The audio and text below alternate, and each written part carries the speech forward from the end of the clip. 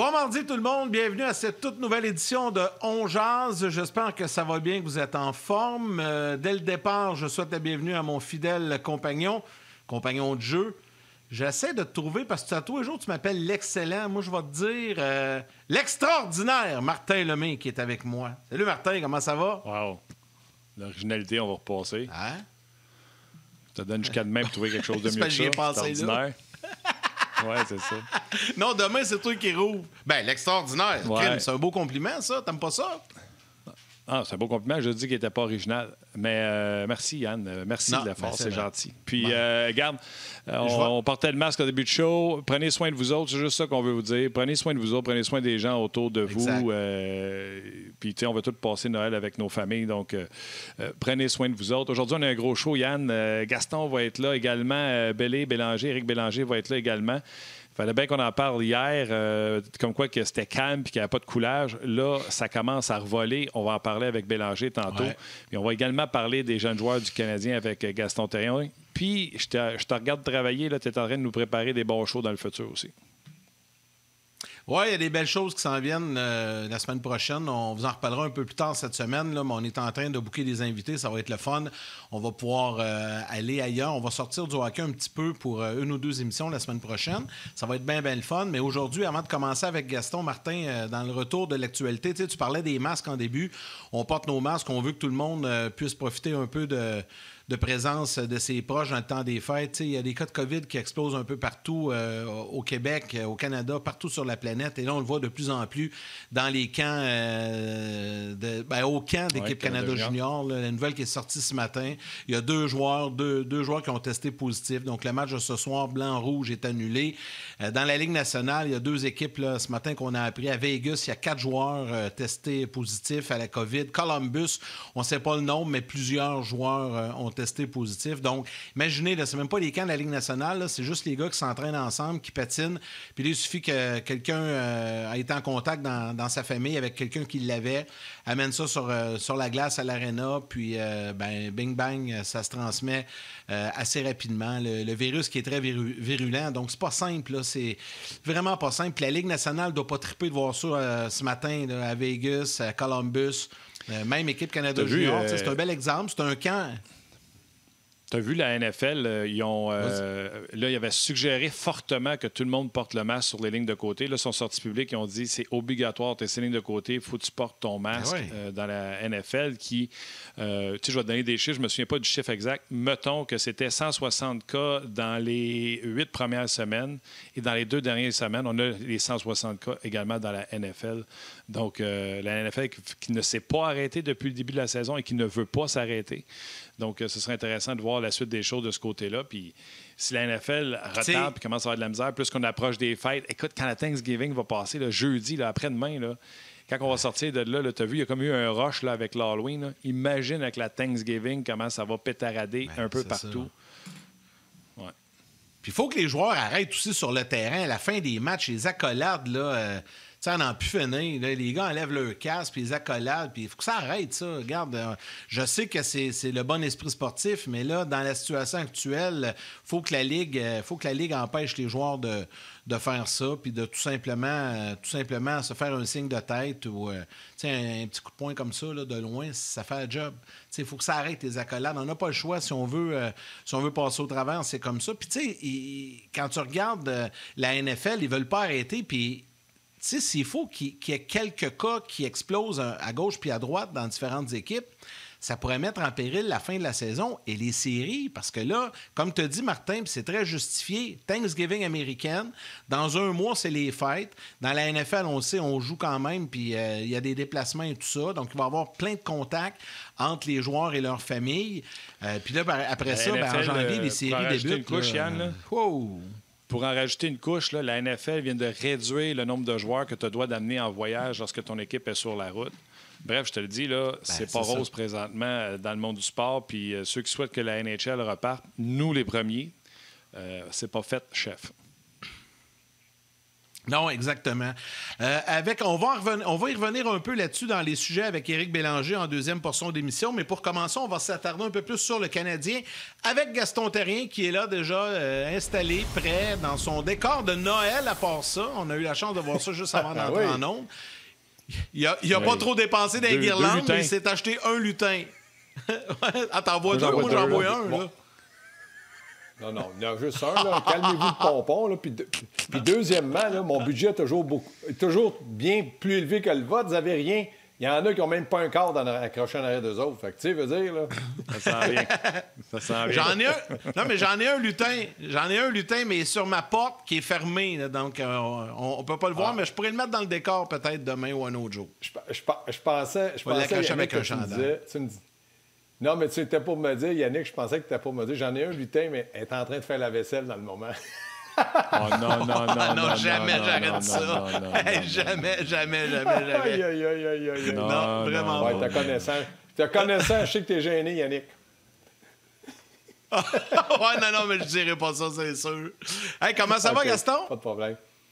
Ça va très bien, très bien. Non, c'est vrai que c'est décevant. Puis c'est pour ça que moi, ce matin, quand on s'est parlé, moi puis toi, Yannick, que je voulais absolument parler du Canadien, j'avais des choses en tête que parler de la COVID, que des cas. Je pense que pour le monde, c'est démoralisant. Puis ça devient une source vraiment d'inquiétude à court terme puis à moyen terme. Parce que là, tu dis à court terme, ça panique. Puis à moyen terme, j'ai l'impression que la panique va peut-être s'installer plus longtemps. En tout cas, moi, j'aimais mieux parler du Canadien.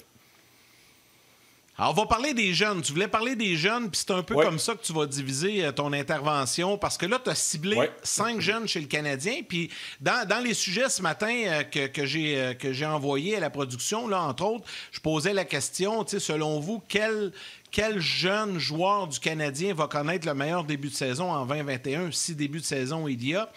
Mais toi, tu vas les prendre vraiment un par un. On va commencer avec Nick Suzuki. Tu veux nous parler de lui, de ce que tu t'attends, de ce que tu penses qui va arriver dans son cas pour la prochaine saison.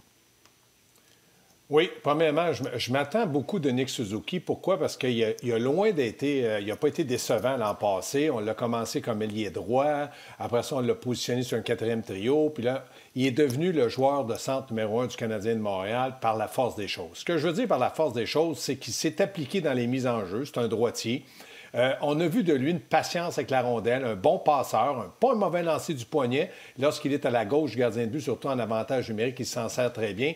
Puis moi, ce qui m'a impressionné, puis j'ai l'impression que c'est ce qui a bouleversé un peu tous les plans du Canadien, c'est qu'il est devenu un joueur complet. Dans sa maturité, qui est très jeune dans la Ligue nationale, il est devenu un joueur fiable. On peut l'utiliser à 2 contre 1 lorsqu'on perd 2 à 1 contre une équipe adverse. On peut l'utiliser à 2 à 1 pour l'équipe adverse si le Canadien est en avant pour protéger, mais aussi pour marquer. Donc, il est devenu un joueur un peu... Puis là, je ne le compare pas. Mais je vous dis simplement un joueur un peu comme Patrice Bergeron. Patrice Bergeron, quand il a commencé, il devait être à peu près comme Nick Suzuki, capable d'avoir des très bonnes éclairs offensivement, puis des bons éclairs défensivement. Ça veut dire que c'est un gars qui est un joueur complet où l'entraîneur peut le positionner dans des endroits où tu peux lui faire confiance, en fin de période, fin de match, en avantage numérique, en désavantage numérique, et ça à un jeune âge que tu n'aurais jamais pensé qu'un joueur du Canadien, c'est-à-dire un jeune joueur du Canadien, un gars comme Claude Julien lui aurait fait confiance dans ces situations-là. Donc, quand je regarde un Nick Suzuki, il doit certainement impressionner, oui, les journalistes, oui, les partisans, mais c'est surtout la direction et les entraîneurs du Canadien par le fait qu'il est devenu un joueur redoutable offensivement, puis un joueur qui est très créatif défensivement. Qu'est-ce que je veux dire par créatif? Capable d'anticiper des jeux, des passes, son bâton, puis surtout capable de se concentrer lorsque c'est le temps de préserver une mince avance, comme souvent le Canadien a avec un gardien de but comme Carey Price, qui les amène souvent pour gagner un match. Des fois, la différence est juste par un but. Gas, moi, je pense que je vais être d'accord à moitié. Je vais être d'accord à moitié parce que on peut faire confiance à un jeune joueur. Tu sais, quand Dano est allé le chercher, on lui a fait confiance parce que c'était dans son ADN d'être responsable défensivement. Et là, je pense que Suzuki, étant donné qu'il est capable de produire offensivement, on veut se garder une gêne, une réserve, etc. Mais je pense qu'un n'empêche pas l'autre. Je pense que Suzuki, il faut qu'il améliore ses mises en jeu, c'est certain, parce que si tu veux être celui qu'on envoie, le go-to-guy en zone défensive, il faut que tu sois capable de remporter tes mises en jeu. Et c'est un gars au niveau junior qui a mangé l'adversaire au niveau des mises en jeu, donc ça va venir. Il faut juste qu'il s'adapte, il faut juste qu'il se renforcisse. Mais ce gars-là est la première fois qu'on a un joueur de ce type-là depuis des années. Ça veut dire un gars qui va être capable de jouer le 200 pieds. Je le dis souvent, je suis fatiguant. Tu l'as comparé à... Tu as fait des comparables avec Bergeron. Tourigny, qui a joué contre longtemps. Suzuki a fait le comparable à Ryan O'Reilly en raison de sa vitesse qui est pas flamboyante. Mais je pense que Suzuki, dès cette année, ne devient pas un joueur en progression, mais un joueur d'impact. Bien, faut faire attention. Il va être en progression là, automatiquement quand tu es un jeune joueur. Puis lorsque tu as un rôle comme joueur de centre de premier plan, tu vas être encore en progression. C'est impossible que ce gars-là ait atteint le maximum de son potentiel. Donc, la maturité, puis le fait de jouer contre des très bons joueurs, des gars comme Sidney Crosby, des McDavid, puis il va être appelé à jouer contre eux autres. On ne va pas dire à Suzuki, là, c'est Crosby, tu t'en viens au banc. Je pense qu'on va lui faire confiance.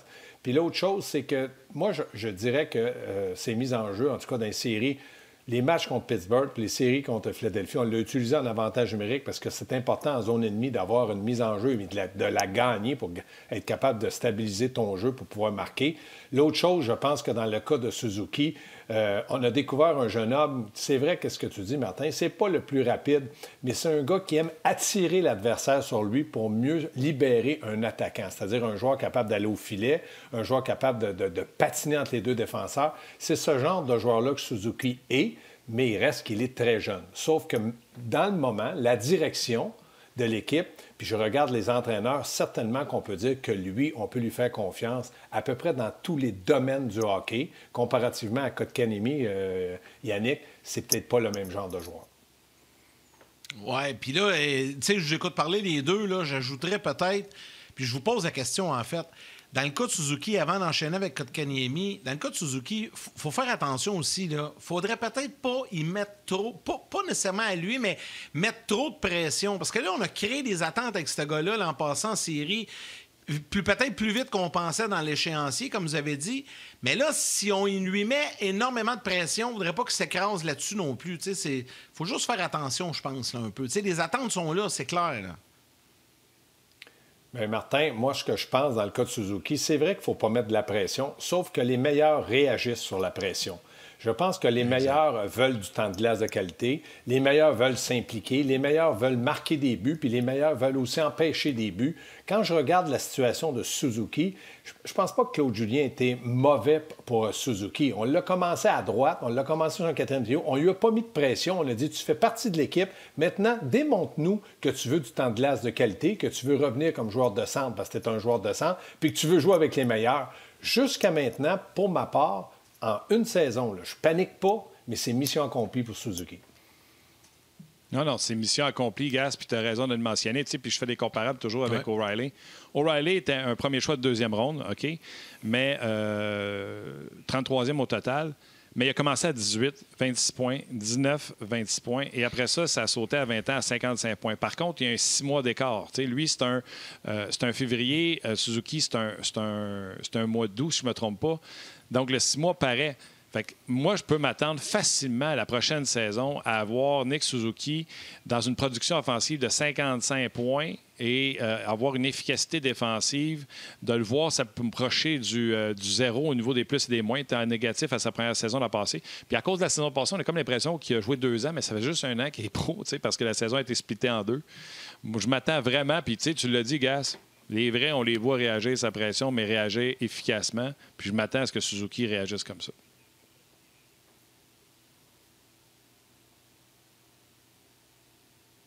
Moi, je suis entièrement d'accord avec toi, Martin, mais non, c'est juste que je pensais qu'Yannick voulait dire quelque chose. Ce que je veux dire par là, c'est que je suis entièrement d'accord avec toi. Puis dans le cas de Claude Julien, je pense que lui va être prudent. Puis il sait très bien que le Canadien de Montréal doit signer un gars comme Danault. Pourquoi? Parce que si jamais Suzuki, Kotkaniemi sont peut-être un peu trop sa première ligne, c'est-à-dire sa pression, il va les soulager. Comment? C'est qu'en positionnant Danault à leur place, parce que Danault a plus de maturité, est un peu plus vieux, puis il a déjà assumé ce rôle-là.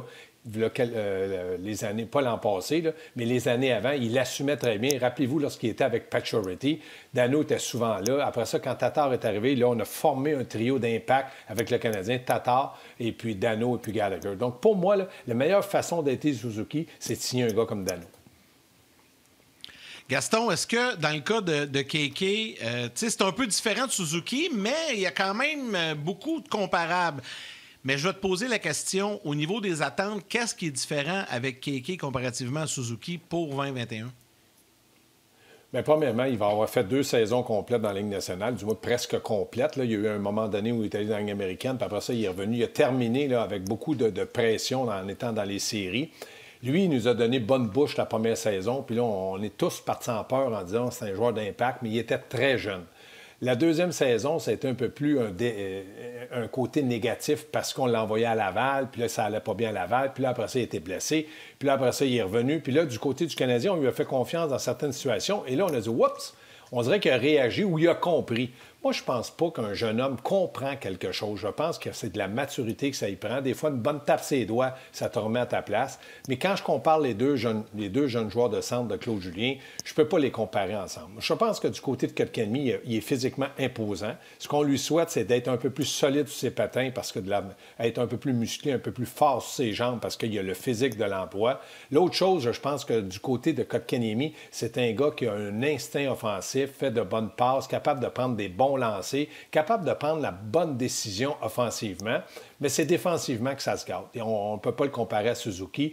Il est loin d'arriver à la cheville de Suzuki, pas parce qu'il ne veut pas, parce qu'il manque un peu plus peut-être de temps pour s'adapter défensivement. Puis ça, il devra le faire s'il veut jouer ses 2 premiers joueurs de centre du Canadien. Pourquoi? Parce que c'est du temps de glace de qualité. Ça veut dire que tu joues contre les 2 meilleurs trios de l'équipe adverse. C'est-à-dire que si Suzuki joue Crosby, toi, tu joues Malkin, puis tu dois être capable de t'assumer défensivement. Quand tu as la rondelle, ne fais pas d'erreur dans ta zone de revirement.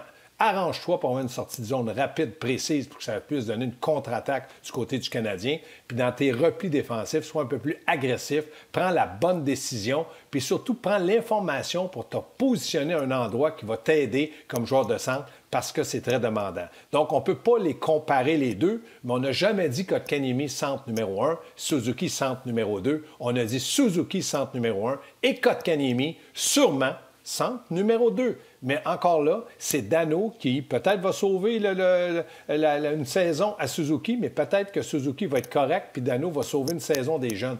Pour moi, là, je vous parle toujours de Danault, parce que moi, comme entraîneur, comme directeur gérant, là, c'est-à-dire que l'entraîneur, à la demande qu'il peut faire pour le directeur gérant, c'est primordial que Philippe Danault reste avec le Canadien parce qu'on en a besoin, puis on va lui trouver du temps de glace de qualité. Ça, j'en suis persuadé.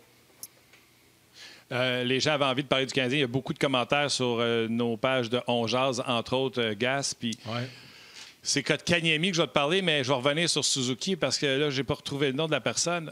Kéké a eu une dure deuxième année, la fameuse ging de la deuxième année. Ging. Est-ce que Suzuki peut tomber là-dedans? Est-ce que tu penses que Suzuki pourrait, un peu comme Kéké, penser « c'est facile, je suis rendu » et se planter à sa deuxième saison? Bien, disons ça pourrait arriver, oui. Il n'y a rien qui nous dit que ça n'arrivera pas. L'autre chose, il a vu Kotkaniemi faire ça. Donc, j'espère qu'il va s'être préparé en conséquence. Ça ne sera pas facile, mais tous les jeunes et tous les joueurs de la Ligue nationale, dans le moment, sont dans la même situation. Rien n'est facile. Donc, lui, il doit se préparer.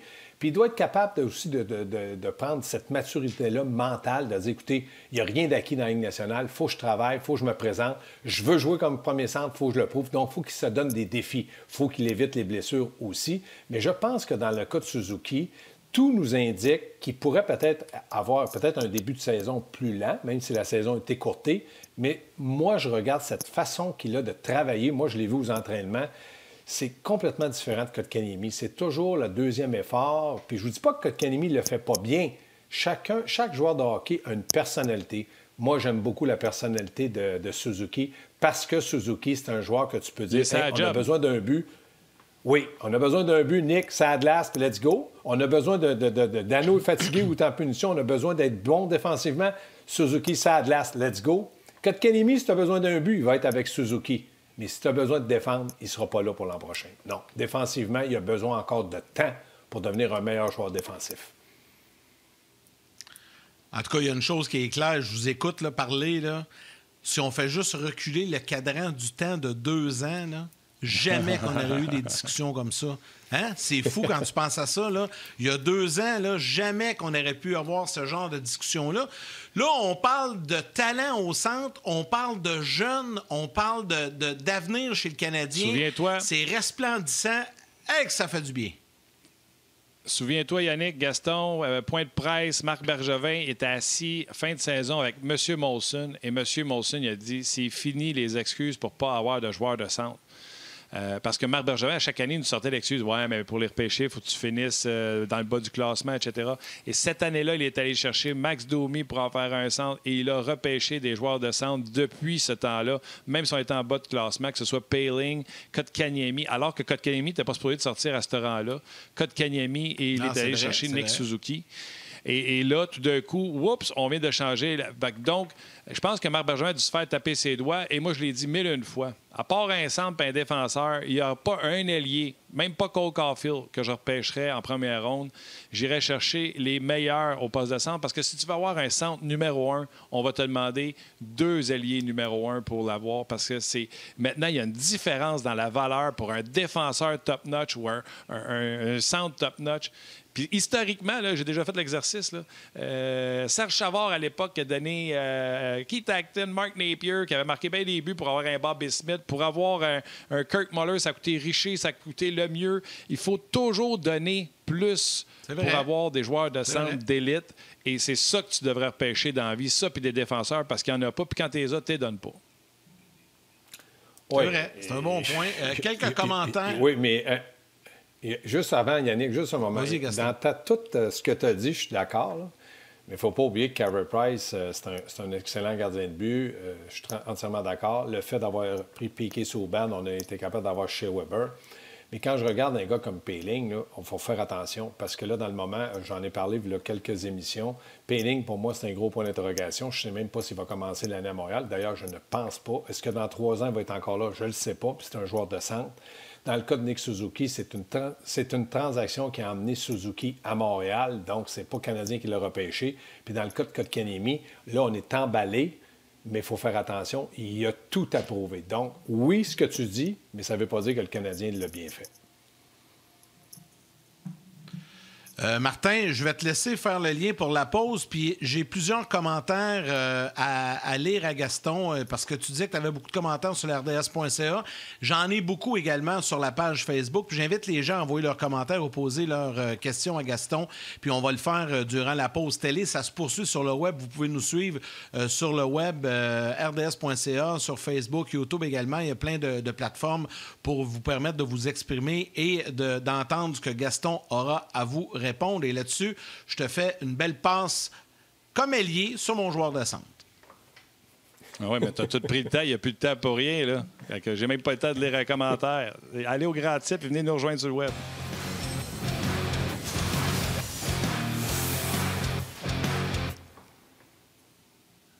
Tu m'as tout enlevé l'air de dedans les poumons et tu dit « Ah ouais, vas-y! » Ben, t'avais 5 secondes pour envoyer à la pause, mais tu l'as bien fait, c'est correct. C'est une passe directe, t'avais juste à la mettre dedans, puis c'est ça que t'as fait. J'ai beaucoup de commentaires. Je vais en lire quelques-uns. La passe était soulevée, il l'a rabattu sur la glace. Oui, t'as raison, Yannick. Ouais. Il a bien fait ça. Hey, il y a Jeanne Bérubé qui écrit faut pas négliger le fait que les autres équipes vont avoir eu du temps pour faire du vidéo, trouver des faiblesses à Suzuki, Kotkaniemi et monter des systèmes de jeu en conséquence. Je vais en lire plusieurs, Gaston, je vais te laisser réagir. Johnny Pomerleau, comme le focus des équipes adverses sera mis sur Suzuki, je crois que Keke pourra bénéficier de plus d'espace et mieux performer. C'est lui qui sera la surprise, selon moi, cette saison, alors que Suzuki va peut-être en souffrir un peu plus. Antoine Mercier te demande, Gaston, c'est quoi ton top 3 des centres? Qui mets-tu sur la 1, la 2, la 3? Tu t'as un peu répondu à ça tantôt, mais quand même, on pourrait revenir. Guillaume Lemieux, c'est là qu'on verra aussi à quel point ils sont des joueurs d'avenir ou s'ils vont s'effondrer. Dans le sens que toutes les équipes regardent des vidéos sur tout le monde, mais il y a encore énormément de joueurs qui sortent du lot, donc s'ils sont aussi bons qu'on le pense, ils vont sortir comme les autres joueurs vedettes. Écoute, il y a plein, ça fait vraiment réagir réagir. Stéphane Dufresne, Suzuki est déjà à 200 livres depuis le junior. Il est habitué aux longues saisons. Il ne faut pas oublier que Anderson et Toffoli sont 2 bons ailiers two-way. Vincent Leroux et Kotkaniemi, lui, pourrait faire l'inverse, commencer moins en force, mais finir en feu comme il l'a fait en série. De nombreux commentaires, mais quelque part, ça se rejoint beaucoup. Puis c'est vrai que les équipes vont s'ajuster pour les vidéos aussi, là. Oui, premièrement, mes joueurs de centre, je l'ai dit pour ma part, là, avant que ça commence, il n'y a pas de camp d'entraînement de commencer. Moi, c'est Suzuki, Kotkaniemi, Dano et Evans, à moins que Marc Bergevin puisse aller chercher un vétéran comme Thompson, là, comme jouer au 4e joueur de centre, mais ça, c'est un détail, c'est de la profondeur. Pour ce qui est du reste, que la plupart des gens ont entièrement raison. C'est vrai que les équipes ont des vidéos, vont s'ajuster, mais les meilleurs, et Suzuki, pour moi, doit être un meilleur, un premier centre, sont capables de s'ajuster aussi. Par le fait que tu joues aussi avec de bons joueurs, bien, ça te libère d'un peu de l'espace. Si tu as un bon joueur de centre, si Crosby est au centre, puis tu y mets deux zones à côté, ils vont surveiller Crosby, puis les zones, ils vont tous se ramasser dans les clôtures, ils vont vouloir sortir. Mais si tu as des bons joueurs, c'est plus difficile. Donc, dans le cas de Suzuki, puis même Kotkaniemi, je pense que s'ils veulent démontrer aux gens, à la direction et même à eux-mêmes, pour devenir un jour une vedette de la Ligue nationale, ils doivent être capables de faire face à cette fameuse pression-là de jouer contre les meilleurs ou de jouer contre des joueurs strictement défensifs. C'est arrivé à tout le monde. Jacques Lemaire, Peter Maravlich, Vincent Danfous, Pierre Turgeon, Guy Carbonneau, ils jouaient contre les meilleurs.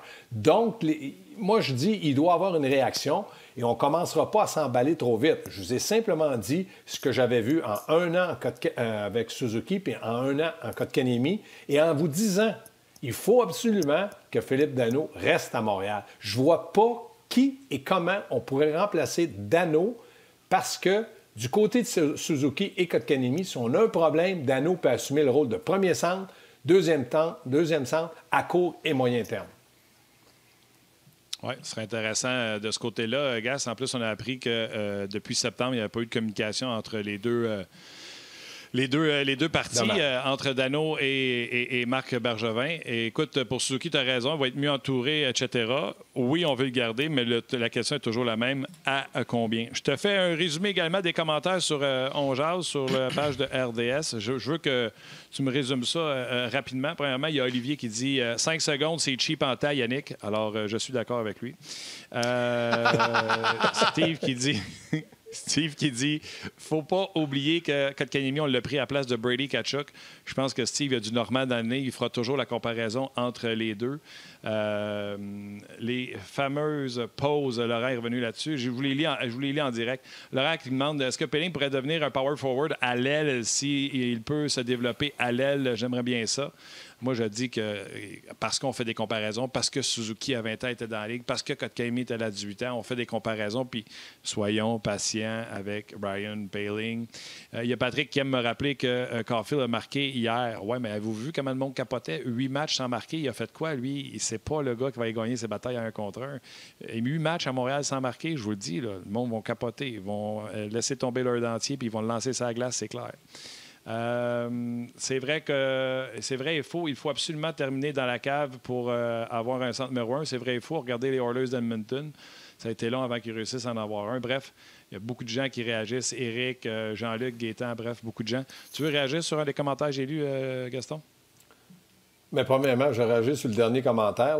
Il faut absolument finir dans la cave. Je ne suis pas d'accord. Avec les joueurs qu'on est allés chercher, il n'y a plus question de finir dans la cave. Il faut faire les séries. Donc ça, c'est réglé dans ma tête à moi. Puis parlez-moi pas de finir plus bas pour avoir un centre, un ailier, un gardien de but, un entraîneur, un vendeur de popcorn, un joueur de trompette.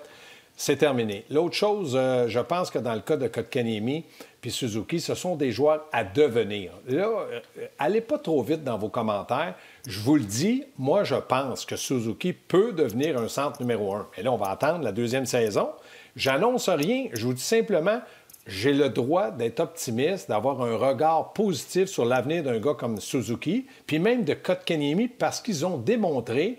Je ne suis pas tellement je suis pas le gars qui connaît le plus le hockey, mais j'ai des yeux pour regarder, puis ça fait 100 ans que je suis là-dedans. Ils ont le potentiel pour devenir bons. Donc, soyons patients. Et Danault, il faut le garder. Poehling, il ne pourra jamais jouer à Montréal si on signe un contrat avec Danault de 5 ans. Kotkaniemi va signer, puis Suzuki aussi. Il ne faut pas virer fou. Là. Il va jouer à l'aile. Je ne suis pas d'accord qu'il joue à l'aile.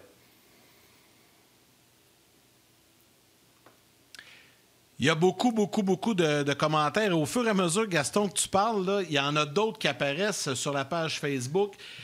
Puis il y a une question qui sort de aucunement le sujet qu'on avait aujourd'hui, mais je vais te la poser, puis ça va nous permettre de revenir. Mais là, je vais te laisser plus que 5 secondes, Martin. C'est toi qui s'occupe du retour des pauses? Ben vas-y, mon chum. Ouais, merci, Yann, c'est super. On va y aller avec d'autres commentaires. Éric Bélanger s'en vient également. Ben oui, c'est ça, mon gars.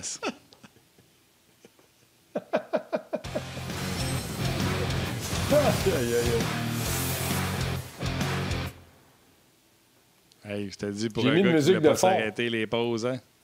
Ouais, t'as mis une musique de fond. Écoute, les gens qui étaient au grand titre, merci de revenir nous rejoindre sur le podcast. On était après lire les commentaires des gens et surtout, Gaston, il répondait à chaud ou à froid parce que c'est pas chaud dehors. Gast, tu m'as pas parlé de mon Cole Caulfield parce que je sais que les sujets, c'était Romanov. Je sais que c'était... Ouais. Attends, Yannick avait une question qu'il voulait absolument me poser. Non, ben en fait, je vais te le dire là, mais je veux... Oui, mais je veux que tu reviennes avec ta réponse seulement à ta prochaine présence. Je pense que tu reviens jeudi cette semaine. On t'en parlera jeudi, ça sera dans tes sujets, parce que là, on manque de temps, puis Éric s'en vient. Mais je trouvais que ça pouvait être intéressant. C'est concernant Caden Primo. Il faut que je la retrouve, par exemple. Là, mais il y a... Oui, OK, je l'ai. C'est Éric Saint-Arnaud qui marque. Hey, les boys, j'aimerais ça vous entendre. Croyez-vous que Primo va être un grand gardien dans la Ligue nationale? En fait, est-ce qu'il sera le successeur en bonne et due forme de Carey Price? Mais on va s'en parler jeudi, parce que là, on va manquer de temps. Éric s'en vient. Je ne vais pas partir là-dessus. Puis je veux que Martin, tu prennes le temps de répondre à Martin de Cole Caulfield, qui a marqué hier, entre autres. Puis je sais que ça intéresse les gens également. Là. Premièrement, je vais répondre à la question. Est-ce qu'il va être un grand gardien? Oui. Je pense que Primo fait 6 pieds 3. Donc, c'est un grand gardien de but. L'autre chose, pour Caulfield, je regarde la situation. On pense qu'il va devenir une super vedette. On a beaucoup parlé de lui. On l'a suivi. Stéphane Leroux l'a suivi. Puis Stéphane a un bon œil pour dire si le joueur peut jouer. Moi, ce qui m'inquiète, c'est son physique. Bon, vous allez me dire, maintenant, c'est rapide, si tu marques des buts, mais quand tu te fais frapper, des Chara, il y en a peut-être plus dans la Ligue nationale, mais il y a des joueurs imposants en défense. Je pense à Shea Weber du Canadien. Vous allez me dire, oui, mais il joue avec. Mais il y en a d'autres ailleurs qui sont gros et grands puis peuvent te faire mal. Mon seul point d'interrogation, c'est est-ce qu'il peut devenir un Brian Jonta, c'est-à-dire un jour marquer des buts, s'impliquer. Martin a fait une remarque que je n'ai pas aimée tantôt. Il a dit c'est bagarre un contre un. Brian Jonta, c'est bagarre, il est gagnant. Donc, la remarque de Martin est véridique. S'il ne gagne pas ses bagarres, ça va être très difficile. Physiquement, il n'est pas avantagé. Mais je me garde une petite réserve. De là à dire que l'an prochain, il va jouer avec le Canadien, je pense pas. Puis dans les 3 ou 4 prochaines années, là, vous allez me dire « Ouais, Menderson peut jouer à gauche, Toffoli peut jouer dans le but, puis Brian Gallagher peut jouer à la défense, donc Caulfield, il y a une place. » Ce sont tous des droitiers. Dans le hockey, j'étais un droitier. C'est très difficile pour un droitier, si tu n'es pas un Européen, de changer ta position entre 60 et allié droit. Aller à gauche, il n'y a pas beaucoup qui sont capables de réussir. Comme je l'ai dit, à part les Européens, c'est très difficile. Oui, puis je l'ai dit, Gas, s'il ne score pas pendant 8 games comme qu'il a fait au Wisconsin, là, on le regardait parce que les Canadiens ne jouent pas, là, mais 8 games à Montréal sans scorer, je te le dis, ouais, ça va chialer. C'est sûr. Ça, c'est sûr. Bon, right, Yannick, je te parle de Romanov. Gaston? Jeudi, je te parle de Romanov, Jolson, Fleury. La défense. Ouais, salut bien, parce que là, on avait les trois... On avait les 3 jeunes défenseurs qu'on voulait jaser, mais là, on manque de temps. On va garder ça pour jeudi, puis on parlera de Primo un petit peu jeudi également, parce qu'il y en a quelques autres aussi qui ont, suite à la question, qui ont réagi sur Primo. Fait que jeudi, on va revenir là-dessus. Romanov, Jolson, Fleury, et on va parler de Primo également. Salut les amis. Saluez bien mon ami Éric Bélanger. On va le faire. Ça sera fait, mon cher ami. Salut, Gaston. Salut, Gaston. Alors, Martin, il y a beaucoup de gens qui ont posé des questions. Donc, je vous le dis, là, jeudi avec Gaston, on va se concentrer un peu plus sur les 3 jeunes défenseurs et le jeune gardien Caden Primo. Donc, vous avez des questions pour jeudi. Allez-y. Mais là, je pense, à moins que tu veuilles faire quelques lectures avant qu'on enchaîne avec Éric. Ah, comme tu le sais, j'aime ça saluer les gens qui prennent la peine de nous écrire, puis je me sens toujours mal qu'on ne prenne pas la peine de tous les lire. C'est sûr que c'est impossible de tous les lire, mais j'essaie au moins de mentionner leur nom. Maxime Saint-Jacques, Joël côté Vivanti qui parle de Caulfield, Éric qui parle de Dano. Bref, je pense qu'on a touché à bien des points. Tu sais, je vais te donner un exemple. Là. Éric, il dit, si Dano demande trop cher, est-ce qu'un Derek Brassard ne pourrait pas être un bon plan B pour un deuxième, troisième trio? Anthony Beauvillier avait eu des très bons commentaires à son endroit. Puis c'est ça que des fois, on va rentrer belé peut-être là-dessus. C'est parce que c'est sûr que Brassard n'est plus joueur qu'il était, puis il va certainement te donner moins que qu'est-ce que Dano. Mais la différence entre les deux vaut-elle l'argent que tu donnerais à un versus à l'autre? C'est ça la business du hockey, puis c'est ça la question qu'il faut se demander. Belé, comment ça va? Salut les boys, ça va bien vous autres? Ben oui, ça va bien, fantastico. Pleine forme. Good. Hey. Fantastico dans ton bureau à l'Arena? Ben oui, et on a une pratique après-midi. Tu as des pratiques régulières avec la COVID et tout ça? Pratique régulière avec les bulles. Là. On voit pas le tableau ici, mais j'ai 6 bulles. Là, donc, faut gérer ça. Là, essayer de garder la distanciation le plus possible. Là, mais on va dire une affaire, les cahiers de drill commencent à être minces un peu. Là. On manque d'idées. Ah ouais, hein? Ah, c'est épouvantable. Dans ce temps-là, faut que tu ressortes tes drills du mois de septembre pour les mêler un peu. C'est drôle parce que tantôt, je parlais avec Bob Hartley. Justement, on s'est FaceTimé de la Russie. Puis je pense qu'il y avait eu une inondation avec ses cahiers de drill. Je suis rendu à demander des drills. Je vais appeler Jacques Lemaire le prochain. Puis à un moment donné, Dave Tippett, parce qu'on a besoin d'idées parce que c'est rendu quelque chose de trouver des nouveaux drills pour garder les gars sur les orteils, comme on peut dire. Mais c'est-tu quoi? C'est intéressant ce que tu viens de dire, Éric. Ça m'ouvre une porte, là. Je savais pas... tu sais, oui, il y a des connexions. Les gars, vous connaissez, mais j'ai toujours pensé, moi, que les entraîneurs gardaient leurs choses, tu sais, leur drill, leur système de jeu, leurs affaires pour eux autres. Tu sais, Guy Boucher nous racontait ça l'autre fois, qu'il parlait, pendant qu'il dirigeait la Ligue nationale, à d'autres entraîneurs. Je pense qu'il parlait de Joel Kenville, qui était à Chicago à l'époque. Puis là, toi, tu sais, t'appelles Bob Hartley, puis là, tu parles de Dave Tippett, puis de peut-être d'autres gars que tu vas contacter aussi. C'est étonnant de voir à quel point la communauté des entraîneurs, vous êtes prête à vous échanger de l'information.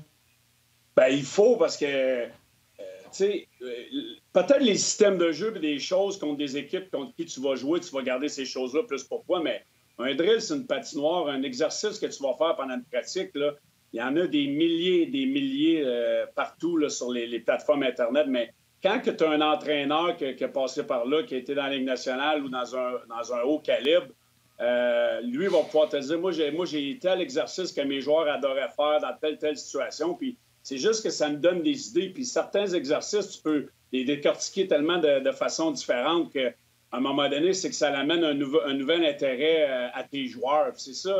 Tu sais, moi, la semaine passée, là, j'ai sorti un feuillet d'Hockey Québec avec une patinoire, des patinoires sur le papier. J'ai dit, hey, les boys, vous allez faire toutes les bulles ensemble, vous allez me monter une pratique. Là, les gars, ils ont monté des pratiques, mais on s'est entendu qu'ils n'ont rien sorti de nouveau, là. Ils ont sorti des vieux drills, puis les drills qu'eux autres y aimaient. Avec là, c'est comme on part à cause zéro. Mais tu sais, juste les faire interagir puis de savoir ce que les joueurs aiment. Parce que rendu ce qu'on est là, en n'ayant pas de match, il faut qu'il y ait de l'intérêt, il faut que les joueurs se sentent impliqués, puis il faut qu'il y ait du fun d'aller sur la glace, là, en bout de ligne, là. Éric Jean-François Auger sur Facebook me vole les mots de la bouche. T'as pas appelé Bruce Boudreau, t'as pas appelé Dallas Ekin, puis t'as pas nommé Gaston. Ben là, Gaston, écoute, ça peut être mon prochain aussi, là. Ça l'a donné comme ça parce que j'avais emailé Bob hier, j'avais quelques affaires à y jaser, puis il m'a rappelé aujourd'hui, là, à 11h20, quand j'étais sur mon départ, justement, pour m'en venir ici. J'étais à la course. Fait que sur FaceTime, je voulais pas le laisser tomber. Puis Bob, quand il part, on sait qu'il est capable de jaser pendant quelques minutes, là. Fait que... y a-tu du guichet dans le nez? Pas mal, oui, pas mal. Non, c'est Bruce Boudreau. J'ai encore son numéro dans mon cellulaire, mais il n'est pas sur mon speed dial.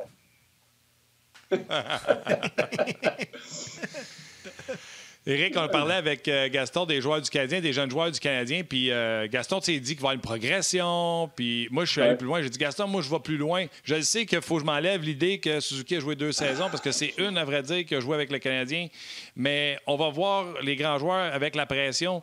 Moi, Suzuki, puis toi, tu as joué dans la game, puis tu étais reconnu pour tes talents défensifs également, puis tu amené de l'offensive. Suzuki amène les deux dans la game. Vraiment, est-ce qu'on se doit de le ménager pour pas le surutiliser ou pour lui donner trop de pression, ou avec ce qu'on a vu, go les jambes, puis ouais, Suzuki?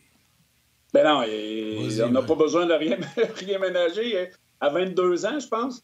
Si tu as besoin de ménager un joueur à 22 ans, là, ça ira pas bien, mais qu'à 32, là, à un moment donné, le jeune est capable de jouer, il donne la glace. McDavid, vas-tu voir tes pètes pour dire j'ai trop joué hier ou ménage-moi? Là?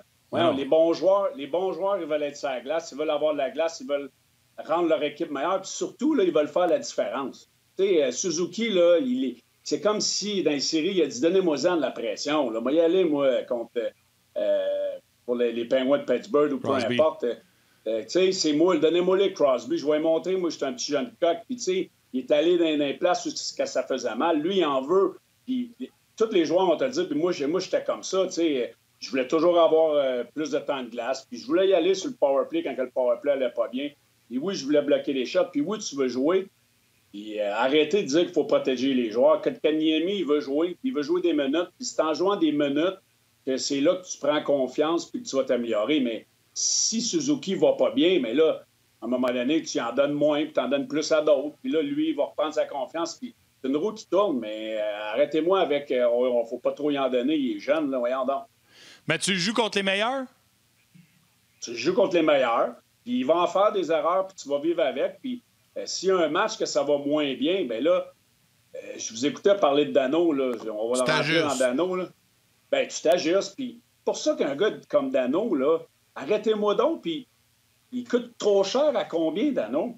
Tu sais, allez chercher un gars comme Dano qui est capable de faire 40, 50 points, 60 points peut-être dans une bonne année, où ce qui va jouer contre les meilleurs trios, les désavantages numériques, les face-offs importants.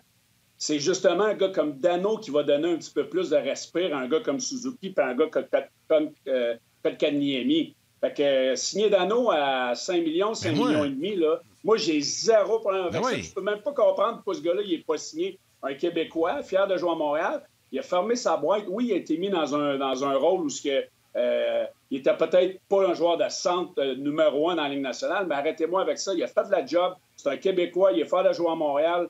Il dit jamais rien. Puis là, l'autre fois, il a dit, je ne sais pas, là... mon contrat, Dano devrait être signé là. 5 millions et demi, peut-être 6 pour être Québécois à Montréal. Il vaut, puis ça peut justement être un gars parfait pour donner de l'expérience ou donner plus de temps à ces deux jeunes joueurs-là de centre de prendre leur envol. J'ai dit la même chose que toi, Éric. Je pense que c'est la semaine passée. Martin, tu m'avais posé la question carrée, puis moi, j'ai aucune hésitation. Dano, il faut qu'il reste à Montréal, puis j'espère qu'ils vont le régler au cours de la prochaine saison.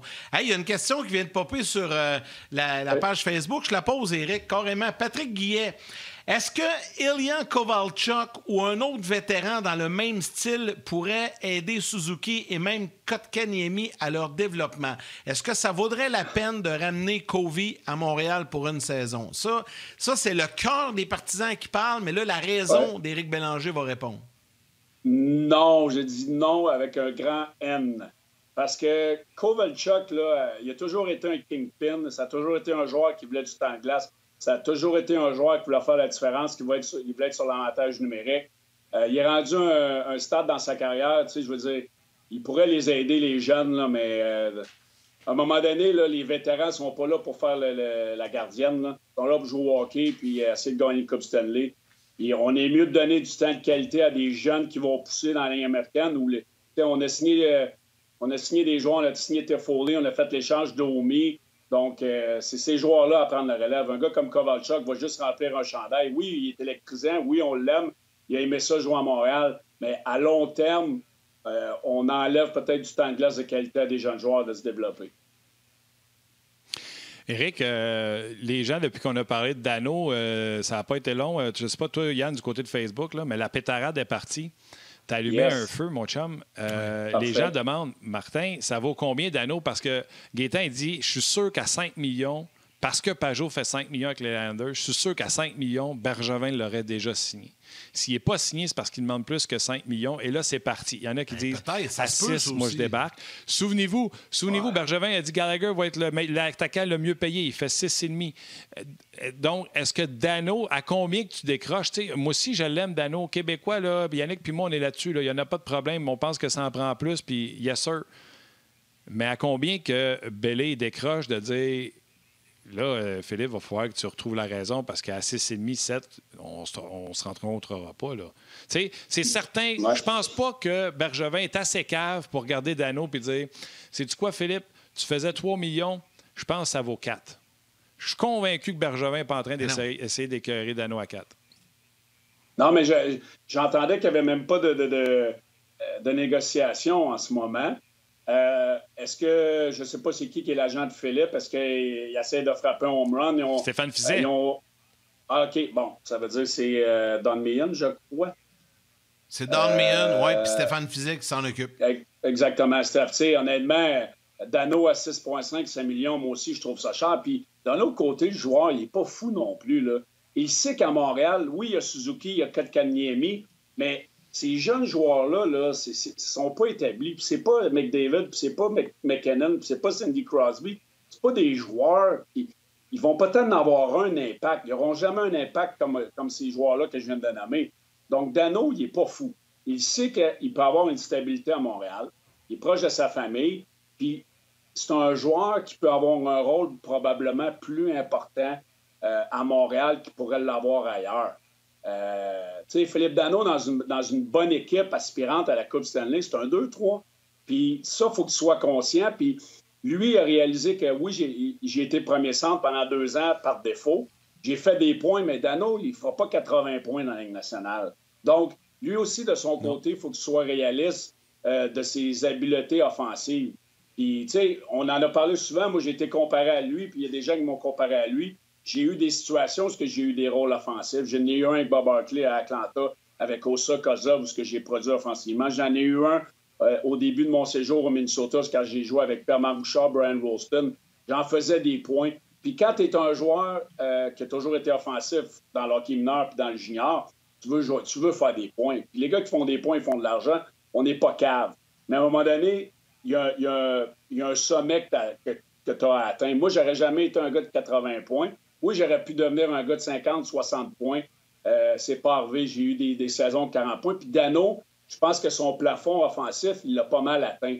Mais d'un autre côté, le Canadien sait que c'est pas un top numéro 1 dans la Ligue nationale. Fait qu'il y a un jeu de négociation.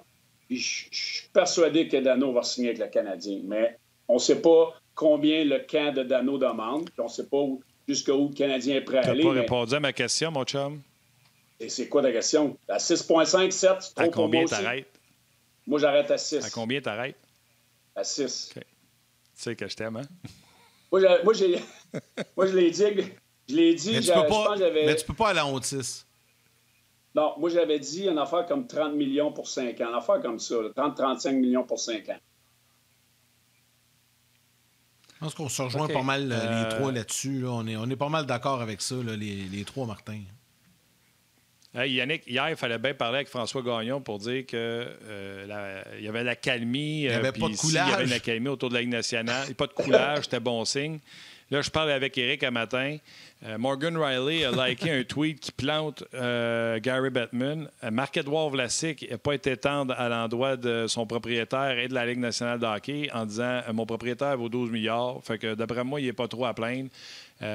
Qui se déniaise, puis let's go. Il est allé de commentaires assez virulents. On y connaît, Marc-Édouard, tu l'as eu assez souvent à l'antichambre, Yann.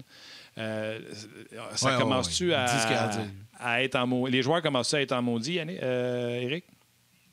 Oui, les joueurs sont en maudit. C'est drôle, on en a parlé ensemble ce matin, puis j'ai parlé à un ancien joueur de la Ligue nationale aussi aujourd'hui, puis on se remémorait les 2 lockouts qu'on a connus. Peux-tu dire qu'en 2004, là, avoir su que ça aurait viré de même, là, on aurait signé en bas de la feuille bien avant ça. On a perdu une année de hockey. En 2012, on a perdu la moitié de la saison. On dirait qu'on se retrouve dans une situation de conflit contractuel qui a été signé il n'y a pas longtemps. Fait que là, les joueurs, là, ils ont un choix à faire. Tu fais 0 ou tu fais 40 de ton salaire. Mais m'a dit en affaire, j'irais-tu, moi, jouer à 40 de mon salaire? Parce qu'il n'y a pas une job que tu vas aller travailler. Il y a des joueurs qui ne m'aimeront pas. Tu vas aller faire quoi, là, demain matin? Faire 40 de 2 millions, c'est quand même mieux que n'importe quoi, que n'importe quel job que tu pourrais te trouver sur le marché du travail. Fait qu'à un moment donné, les joueurs vont avoir une décision à prendre. Puis les propriétaires, là, ils font pas de cadeaux à personne. Puis ils veulent différer de l'argent pendant 2-3 ans. S'ils font ça, c'est pas pour aider les joueurs. Les propriétaires, ils s'en sacent. Et les joueurs sont là, ils ont un partage des revenus de 50 C'est des businessmen. Exactement, c'est des businessmen. Puis ils ne me feront pas broyer, eux autres non plus. Il y en a qui valent 3, 4, 10, 12 milliards. Fait qu'il n'y a pas personne dans les propriétaires qui vont me faire broyer. Mais s'ils veulent différer de l'argent, parce qu'il y en a qui ont des problèmes. Puis, inquiète-toi pas, ils font pas ça pour arranger les joueurs. Puis les joueurs, ils savent que ça fait deux lockouts qui se font avoir par les propriétaires. Puis là, l'entente avait été renégociée, puis tout le monde était content. Mais là, en ce moment, les joueurs ont une décision à prendre. On est-tu prêt à faire 50-50 de ce qu'on pourrait avoir, repartir la saison? Es-tu prêt à faire 35-40 moins de ton salaire ou faire 0? C'est la question que les joueurs, il faut qu'ils se posent. Puis le problème là-dedans, c'est que tu veux prendre position d'un côté ou de l'autre, mais il y a comme des deux côtés. Tu sais, je m'explique. Moi, tu sais, ma première réaction, c'est probablement comme la majorité des gens, là. C'est, les gars, ils font des millions, là, me semble, allez-y, là, fermez votre boîte, puis allez-y. Ça, tu sais, la majorité des gens ont cette réaction-là. En même temps, je suis obligé de me mettre dans les culottes du joueur, puis dire, Colin, mon boss, il m'a offert quelque chose, on a signé une entente il y a quelques mois, puis là, je le sais qu'il y a une pandémie, mais ils reviennent sur leur parole, ils veulent faire changer le contrat, ils veulent backer. Colin, c'est pas une belle preuve de respect. Fait que, tu sais, c'est dur de se situer là-dedans parce que des deux côtés, il y a des gars qui sont pas corrects, tu sais. Fait qu'en même temps, tu dis comment qu'on va sortir de ça? Il y a une façon de sortir de ça, à mon humble avis, c'est que les deux s'entendent sans qu'il y ait trop de chicane, parce que sinon, ça va laisser des traces. Je vous le dis, là, si ça graphine puis que ça retarde le retour au jeu, je sais qu'on... Yann, on souhaite tous là, qu'ils s'entendent, qu'ils reviennent. Là. Mais là, toi, tu es là pour faire l'arbitre. Là. Les deux là, sont devant toi. Là. La Ligue fait, regarde, Big, on sait qu'on a signé quelque chose, ça balance pas, ça arrive pas. Puis les joueurs disent, on a déjà donné 30 puis ils nous demandent d'en donner plus. Puis en plus, ils vont avoir 150 millions de Seattle quand ils vont rentrer dans la Ligue pour se partager, ils sont pas à plaindre. Puis là, les propriétaires vont dire, ouais, mais nous autres, on s'en sac. L'entente, c'est 50 des profits puis 50 des déficits. Ce que je fais en argent à l'extérieur avec les expansions puis tout ça, ça vous regarde zéro. C'est pas si je fais de l'argent en vendant des hot dogs, que ça te regarde pas. Toi, Yannick Lévesque, tu dis, nous autres, ce qu'on veut, c'est qu'ils s'entendent parfait. Fais la police, qui gagne? Moi, j'ai un conseil. D'arriver et de dire, je souhaite qu'ils s'entendent, là, tout le monde souhaite ça. Mais c'est quoi la solution? Moi, j'ai un conseil à donner. J'ai été joueur, j'ai connu 2 lockouts. Si c'était recommencé, là, l'argent que j'ai perdu, là, je le prendrais en Simonac en ce moment. Puis les joueurs de hockey, là, je le dis souvent, c'est des numéros. Il y a un roulement. Les propriétaires, leurs milliards, ils vont l'avoir encore, puis ils vont être encore là. Donc, les joueurs, Éric, oui, c'est plate. Éric, laisse-moi saluer les gens à la télé. Les gens à la télé, on se parle demain. Sinon, venez nous voir sur Internet. Ça se poursuit, c'est pogné le feu. Oui, le feu. Continue ton point, Éric, puis je vais enchaîner après.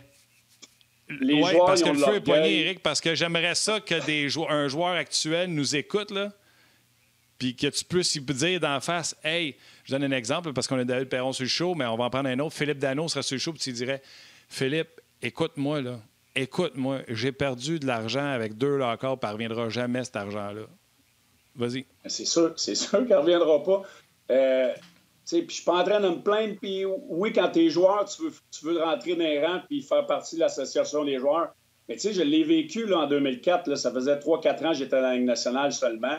J'allais faire mon premier million. T'sais. Oui, c'est de l'argent. Moi, je l'ai perdu. C'était important. Puis ça le serait encore, cet argent-là. Puis tu parleras à Alex Tanguay, puis tu parleras à plein de joueurs. Ils en ont perdu de l'argent. Puis les gars, aujourd'hui, là, ils te le diraient. Ils te le diraient que... Là, ils te font toujours le beau speech de vendre. Ouais, mais ce que tu fais en ce moment, tu le donnes à ton prochain. Hey, le donne à ton prochain. Là. Le jeune là, qui arrive dans la Ligue nationale, là, il est-tu là pour moi en ce moment? Non, il n'est pas là pour moi. Puis si je tombe dans le trouble ou peu importe à cause de certaines conditions de travail, il va-tu être là? Non. Y a-tu du monde de la Ligue nationale qui est là pour moi? Non. Y a-tu du monde de l'association des joueurs qui est là pour moi? Non.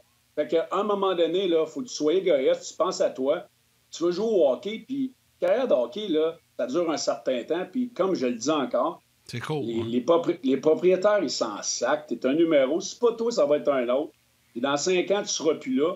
Puis le 3 millions, au lieu d'en avoir fait 5 que tu aurais fait, ben tu vas peut-être être content de l'avoir fait pareil. C'est ça mon point. Éric, faut que je te... Écoute, là, je ne sais pas, Martin, sur RDS.ca, mais sur Facebook, là, ça explose, OK?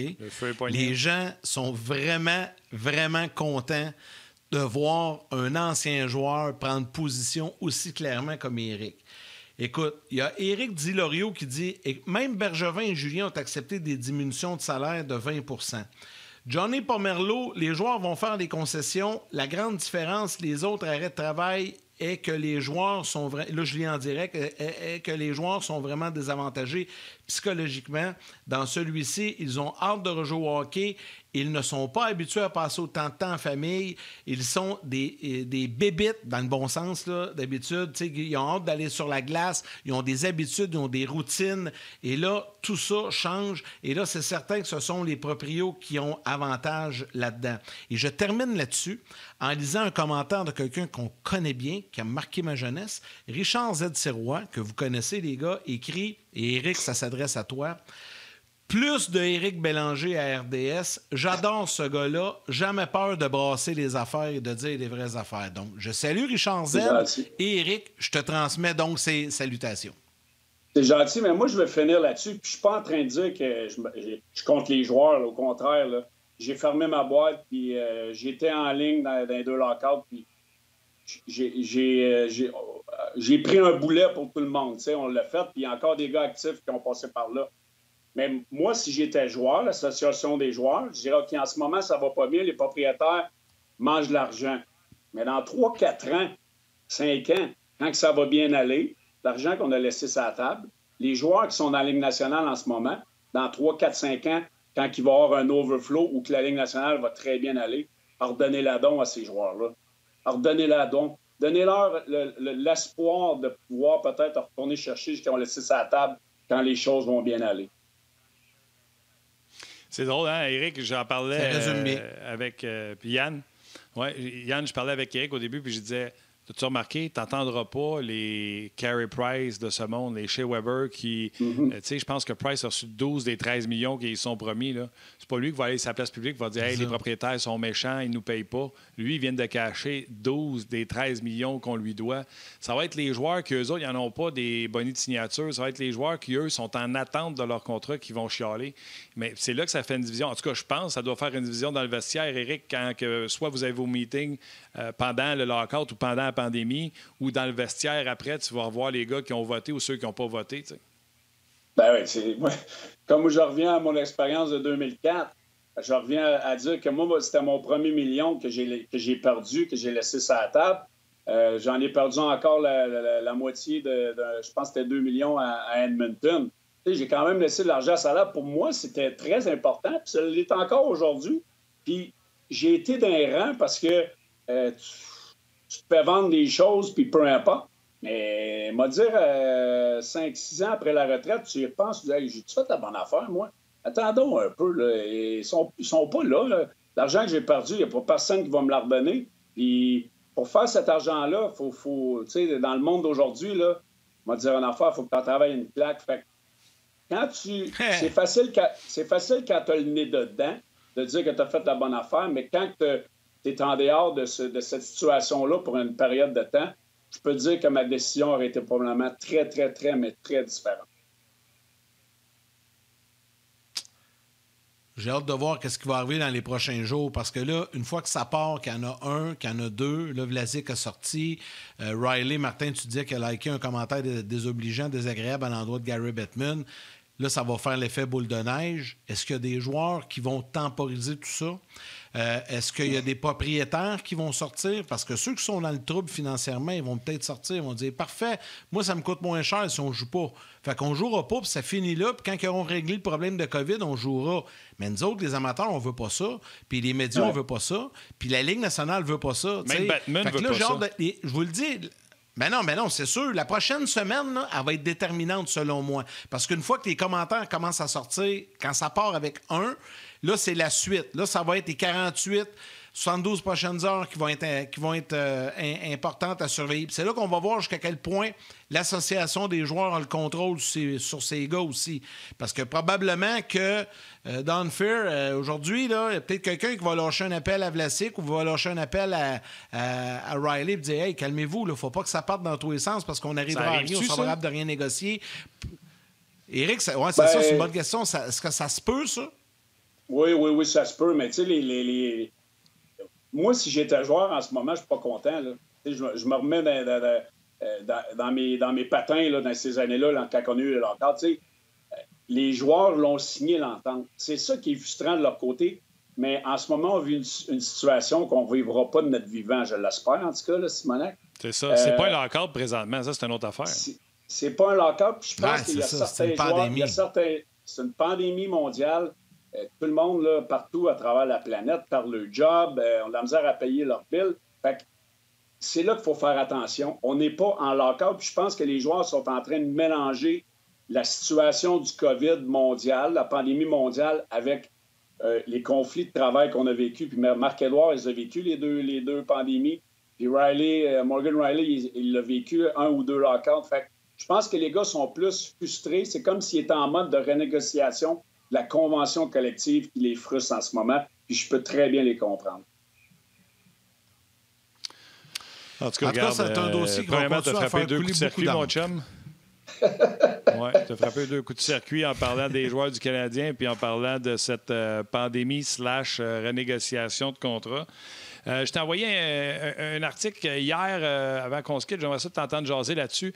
Connor McDavid est en Arizona pour patiner avec Austin Matthews. Il y a des joueurs comme Jonathan Toews qui sont là, Jake Bean, Anthony Duclair, Matt Dunbar, Alex Galchenyuk et plusieurs joueurs des Coyotes présentement. Et les pratiques sont dirigées par la légende des Coyotes, Shane Doan. Si le COVID pogne là-dedans, ils ne sont pas à veille de repartir à la Ligue nationale de hockey. Bien là, on a vu qu'il y avait 4 cas à Vegas aujourd'hui. Le Canadien de Montréal, eux, sont même pas capables d'ouvrir leur centre d'entraînement. Moi, je vois pas comment on peut recommencer le 1er janvier. Là. Je vois quasiment cette situation-là d'être impossible. Mais les gars qui s'en vont en Arizona sont intelligents. Là. McDavid, tu es à Edmonton à -10, un peu de neige. Ou tu t'en vas en Arizona, tu fais ta petite pratique, tu mets tes shorts, tu mets ton polo, puis tu t'en vas jouer au golf. Fait que c'est ça que les gars sont en train de faire. Là. Disons que ça fait passer la pilule un petit peu mieux en attendant de voir la suite. Bien, surtout les gars qui n'ont pas d'enfants. Ceux qui ont des enfants, c'est plus compliqué là, avec l'école et tout ça. T'sais, comme David, entre autres, là, qui est à Saint-Louis. Mais les gars qui sont pas nécessairement célibataires, mais qui n'ont pas d'enfants, on va dire comme toi. Tu as le choix d'aller pratiquer en Arizona ou en Californie ou à Tampa ou de venir pratiquer à Edmonton ou à Montréal. T'sais, à Montréal, aujourd'hui, c'est pas un cadeau. Là. On gèle. À Québec ne doit pas faire chaud non plus. Là. Non, il ne fait pas chaud. Mais on se met à leur place. Exact. Ouais, les gars, je reviens à la Ligue nationale. Je pensais à quelque chose. Là. T'es pas mieux d'annoncer ton retour le 1er janvier avant que Noël arrive? Parce que si tu attends que Noël arrive puis qu'il y a une éclosion incroyable que les hôpitaux sont pas capables de fournir, jamais un sport professionnel va être capable d'arriver et de dire « Ah oui, pendant que tout le monde crève puis que les hôpitaux débordent, on voudrait vous annoncer qu'on va partir une nouvelle saison. » Fait que je viens de penser à ça, je viens d'avoir un flash, je réfléchis tout haut. D'après moi, ça serait dans leur intérêt d'annoncer ça avant que ça pète. Puis sais-tu quoi, là? Je suis pas Einstein, là, puis je suis loin d'être un scientifique, là. Moi, je sais tout. Après le 24 décembre, là, on va en annoncer en tas des cas, et ça à travers toute l'Amérique du Nord, pas juste au Québec, puis des hôpitaux qui sont trop pleins. Saint-Jérôme, là, je pense que j'ai entendu hier qu'ils ne prenaient plus personne pour la COVID parce que c'était bondé. Être sport professionnel, là, puis mon but, c'est de jouer. Annonce quelque chose, puis ça presse. Oui, mais Martin, puis je vais laisser Éric répondre après. Là. Comment veux-tu que tu annonces quelque chose si tu n'as pas d'entente? C'est impossible. Tu peux pas. Tu sais, je me mets dans la peau là, Ben oui, mais Degedin, c'est ça. C'était pas grave de t'entendre. Comment veux-tu annoncer ça? C'est impossible. Tu peux pas faire d'annonce tant et aussi longtemps que c'est pas comme ça avec l'association des joueurs, que c'est pas scellé, attaché, solide. Là, après ça, fais ton annonce, puis après ça, tu vivras avec qu'est-ce qui va se passer sur la planète. Parce que tu as raison. Là-dessus, là, à 100 000 à l'heure, je t'endosse. Si on arrive le 4 janvier et qu'on va annoncer qu'on reprend, mais que partout en Amérique, au Canada, aux États-Unis, les hôpitaux sont débordés et qu'on a perdu le contrôle, ça n'a pas de bon sens non plus. Là. Parce que là, on est le 24. Là, Éric, je te laisse répondre. Non, mais on est le 24 novembre. Dans un mois, c'est Noël. Il y a des joueurs qui sont partout sur le globe en ce moment-là. Là, on n'a pas d'entente. Il faut rapatrier tous ces gars-là pour les mettre en quarantaine. Okay? Fait que là, c'est, mettons, 10 jours, 14 jours, peu importe la loi des States ou peu importe. Là. Donc là, il faut ramener tout ce bon monde-là. Fait que là, les gars là, qui sont en Russie, qui sont en Finlande, en Suède, peu importe, eux autres, ils attendent de voir ce qui va se passer du côté de l'association des joueurs et Gary Bettman et les propriétaires. Quand il va y avoir une entente, là, on va peut-être pouvoir se décider de dire moi, là, je ne partirai pas de la Russie pour m'en aller à Washington si je ne le sais pas si on commence le 1er ou le 5 ou le 10 janvier. Moi, je vais rester ici, je vais passer un beau Noël en famille. Ça fait 12, 15 ans, 10 ans, 5 ans que j'ai vu Noël en Russie, mettons, pour Ovechkin, parce que normalement, on est en saison. Fait que lui, il va se dire moi, je reste chez nous, qui mange un char de M, que moi, je vais m'en retourner, même que la décision soit prise. Je vais m'en retourner à Washington, mais que je sache que je vais avoir dans mon compte de banque qu'on va avoir une saison. Sinon, les gars, ils vont rester chacun chez eux, ils vont s'entraîner puis ils vont attendre qu'il y ait vraiment une décision de prise. Pas évident en ce moment-là. Il n'y a rien de décidé. Fait que faut qu'on ramène les joueurs de partout dans le monde, il faut les mettre en quarantaine, puis après ça, peut-être espérer avoir une date de début de saison. Hey, on n'est même pas capable de s'entendre sur les revenus en ce moment. Je ne vois pas comment on va s'entendre sur ramener tout le monde. Ah non, écoute, c'est évident. C'est assez particulier. All right, mon Éric, on te laisse aller à ta pratique. Merci, j'attends toujours mon hoodie. Toi, Yann, t'en veux-tu un? Hey, Mario, ben moi, je Mario... t'ai bien plugué. Mario, il est en avant. Je suis bien placé, mais en même temps. Non, mais moi, ce que j'allais dire avant que tu donnes celui à Martin, moi, je peux pas vraiment porter un plus que l'autre. Tu sais, veux dire, je suis président de la Ligue. Je peux pas me promener avec un coton-ouaté des Chevaliers. Il va falloir que j'en porte un de mes 15 équipes. Parce que moi, les 15 équipes, c'est aussi important. Il n'y en a pas une que je préfère plus que l'autre. Appelle, on va y porter en ondes. Let's go. Mario, il est à côté de moi, là, ici. Là, je vais lui dire de t'en envoyer un, Martin. Il t'a entendu. On va voir, c'est parce que nous autres, on est en pandémie ici. Là. Oui, je comprends. T'as raison. On n'a pas un budget de 4 milliards par année ici. Là. Oui, non, je le sais. Salut sur ta gang, Éric, là-bas. Salut tout le monde des Chevaliers de Lévis. Éric. Oui. Éric, en plus, tu viens de nous raconter que tu as perdu 2 années de contrat à cause des conflits de travail. Fait que je voudrais pas demander de m'en acheter un non plus. Là. On va voir ce qu'on peut. On va voir ce qu'on peut faire, mon mari. Je t'aime, le gros. T'embrasse. Salut, le gros show encore. Bye. Ah, c'était bien le fun avec Éric. On peut suivre sur Bélé. Lui m'a dit il est en feu. C'est bon, là, les commentaires ont explosé. Ben, c'est le fun, c'est vraiment le fun. Puis c'est comme ça que se termine l'émission, Martin. Comme à l'habitude, je vais prendre le temps de remercier tous les gens qui travaillent avec nous derrière la caméra. Merci beaucoup à Valérie Gautran à la réalisation mise en onde. Merci à Joël Cyr aux médias sociaux, toute l'équipe de production à RDS qui font un travail remarquable avec nous. Merci surtout à vous d'avoir été là, aux jaseux, les gens qui prennent le temps de nous écrire aussi. C'est très, très, très apprécié. Et on remet ça demain avec Guy Boucher et David Perron. Je pense que David, demain, va avoir quelques questions. Ça va être intéressant. Bye, les jaseux. Salut.